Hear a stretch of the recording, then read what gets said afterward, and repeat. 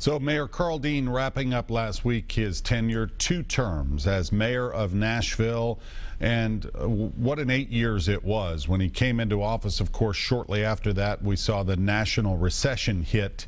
And a lot of the ambitious goals that he had set had to be scaled back. And then, of course, there was the flood of 2010.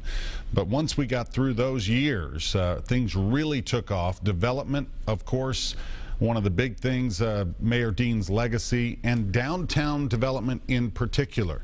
When you think about, obviously, the Music City Center, First Tennessee Ballpark right here in our backyard, the new Ascend Amphitheater and the Riverfront Park, and then so many other developments, private developments, condominiums and office buildings, Bridgestone, of course, moving their headquarters right downtown, the expansion of Sobro now that the Music City Center is there. So I talked with Mayor Dean about that, and also the criticism that he received from some of the candidates over this past spring and summer who were running for office, who indicated that maybe they thought there was too much of a focus on downtown development. He quickly defended that, saying there was development and there was a lot of money spent all around the entire county. So here now we continue my one-on-one interview with Karl Dean. Yeah. How important was the Music City Center project? I mean, you look at that now, and it was a sell to the city. It was a battle. It was a battle, and now are you able to say, I told you so? No, I would never do that. No, Yeah. I mean, I think, look, I mean, the fact is that we have somewhere between $45 and $50 million built up in reserves because that's how successful it's been. I think it's making a profit, which is no one expected to see happen for years. Nashville is a unique city. It's one of those handful of cities that people want to go to. You know, when you have a convention in Nashville, it's not like having it in City X where you think, well, I've never been there, I might want to see it. People want to be here. And so at the same time the convention center was being built, there was this recognition that Nashville had this unique music culture. You know, Lower Broadway, the honky-tonks, that is unique in America. And people want to be here. So that's why it's worked. And I think it will continue to work. The building is beautiful. I think it's the best convention center in America. It's not the biggest, but I think it's the best. And I think that this trend upward is going to continue. And the project has exceeded everything we promised by far. Did you know, I mean, that was really key to some of the economic development downtown, is to get that done? Yes, right? I felt it was absolutely essential. That's why, you know, the day before I got sworn in, I said, we're going to do this. I mean, I talked about it during the campaign, said I was going to do it, but I said, I'm serious. This is how we're going to go forward, and that we started working on it immediately. And you got to remember, too, it was a real shot in the arm for the city during the recession. You know, it employed, over the course of its construction, about 7,000 people at various times. And you had lots of cranes, and then you had the development that resulted because of Omni coming in and because of the Country Music Hall of Fame coming in, and then hotel projects happening everywhere, and then just the restaurants and the interest in Nashville increased. So there was a great ripple effect from it. Yeah. And then the healthcare industry has just been strong. I think one of the things I look at with most pride is just how much downtown has totally revived. Downtown has been worked on by mayors before me and me, and I think you need a strong core. Yeah. You need a strong core to keep the region strong. How did you feel about the criticism during the campaign? A lot of the candidates talking about, yeah, the great development downtown, but you've ignored the neighborhoods, and that we need to focus more on the outlying areas where people live. Well, I mean, politics is politics, but, you know, the obvious answer is, you know, we built a police precinct in Madison. We built a police laboratory in Madison. We invested millions of dollars in Antioch with a community center, a library. We put money into to the community college there. We did a public-private partnership with the Predators to do the ice rink. You know, we have invested all over the city. The 28th Avenue connector, which connects North Nashville to West Nashville. So the investments have happened everywhere. I mean, the downtown, I think it's true for any mayor, downtown will always get, in terms of the political criticism, you do something downtown, gets more attention. Right. But at the same time, the people who work downtown, the 55,000 people who work downtown, live all over the city and the region, and that's what makes the economy go. You look at First Tennessee Park, yeah, Ascend Amphitheater, the Riverfront development, I could go on and on, a lot of successes, but there were some bumps in the road, failing to secure funding for the ambitious flood protection plan, that flood wall. You got pretty beat up over the planned redevelopment at the state fairgrounds. The recent push to move the criminal justice center got some pushback. What are some regrets that you have? Well, yeah, I think, you know, any sort of failure, obviously the buck stops with me, and you just say the mayor didn't do that right. But at the same time, I would argue the fairgrounds will resolve itself. I mean, I don't care what's there, as long, you know, it can be racing, it can be a fair.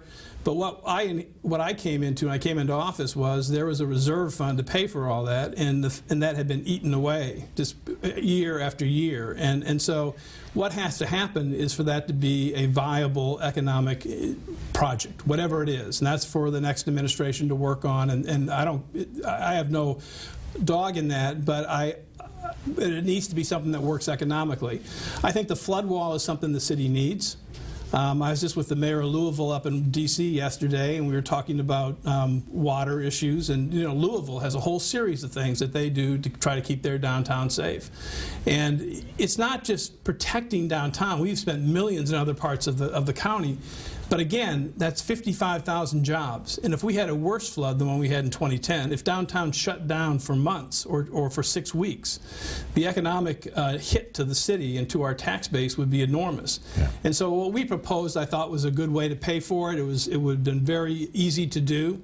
And hopefully that gets reviewed. I mean, certainly the issues that are there in terms of big storm events are not going to go away. Yeah, the Criminal Justice Center. I know the sheriff really wanted this done, and now I guess the focus is going to be on rehabilitating the current property.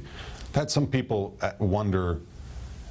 You know, it is an older building, but it's not that old. It's not, you know, ancient. And how did that building fall into such disrepair? Well, I mean, the building was built in the early 80s, yeah. And the sheriff, I think, made a strong case that that building is not going to meet Nashville needs in the very near future, and something has to happen. Yeah. I mean, and so that's the reality. And I think that's the case. And so the situation we're left with now is something has to be done, I think, and it's up to the next administration to decide what it is. But I think the case that something has to happen there is clear. I think with the police headquarters, you know, the police headquarters needs also to be addressed, and how those two projects work together is something for the next administration. Sure. Let's talk about the flood, because you know, it was obviously unexpected. How did it change your whole administration's focus? Well, I think, you know, the flood happened in May of 2010. I had just done, I believe, the State of Metro speech, where I kind of laid out the plans for the next year with some fairly ambitious capital programs we wanted to do. And because of the flood, we put it all on hold. I think the major effect of it was, and we don't emphasize this too much, but it's a reality that it hurt us in terms of revenue for some time. When you have Opry Mills offline for over a year in terms of sales tax collection, when you have major buildings down and out for a good period of time, that affects you.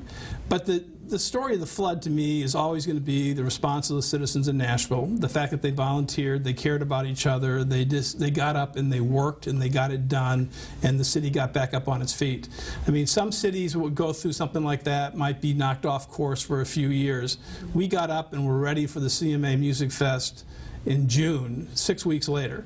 And I think we came out of the flood, despite the devastation of property and despite the loss of 11 lives, we came out of the flood stronger. We came out of the flood a much more unified city, and a city that kind of felt we can handle things. Yeah. What did it tell you about the character? What did you learn about the character of this city and its people? We have great people.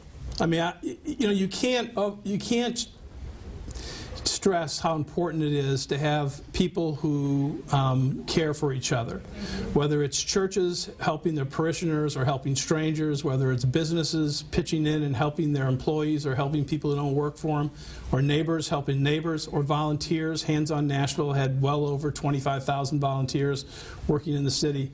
That, tells you everything you need to know about Nashville. And there was never this sense here during that, and it was not an easy time for people, but there was never that sense that we were beat. There was never that sense anybody was going to give up, and there was never that fear.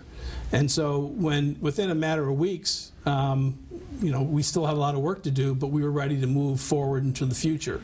And that's what gives the city such a great sense of spirit. Yeah, you were only really a couple of years in as mayor. What did you learn about yourself and being a leader?